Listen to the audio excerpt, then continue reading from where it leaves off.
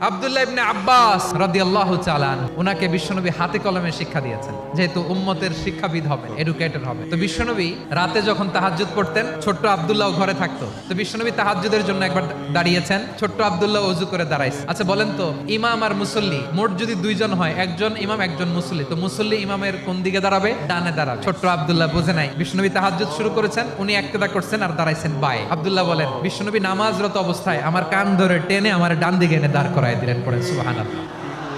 এভাবে বিশ্বনবীর অনেক সঙ্গ পেয়েছেন। উনাকে বিষ্ণু ইসলাম শিক্ষাবিদ, এডুকেটর অফ দিস উম্মাহ হিসেবে সিলেক্ট করেছেন, হাতে কলমে শিখিয়েছেন। বিশ্বনবী একবার প্রকৃতির ডাকে সাড়া দিয়ে এসেছেন। এখন কি করতে হবে? নামাজের জন্য ওযু করতে হবে। বিশ্বনবী এসেই দেখেন ওযুর বদনায় পানি ভরা, খুশি হয়ে গেলেন। বললেন, কে রেখেছে পানি? একজন বলল, আব্দুল্লাহ রেখেছে। বিশ্বনবী অত্যন্ত খুশি হলেন, খুশি হয়ে একটা দোয়া করলেন, বললেন, আল্লাহুম্মা ফাক্কিহু ফিদ্দীন ওয়া আল্লিমহু তা'ওয়ীল। আল্লাহ, তুমি আব্দুল্লাহকে দ্বীনের বুঝ দিও আর কোরআনের তাফসীর শিক্ষা দিও। বিশ্বনবী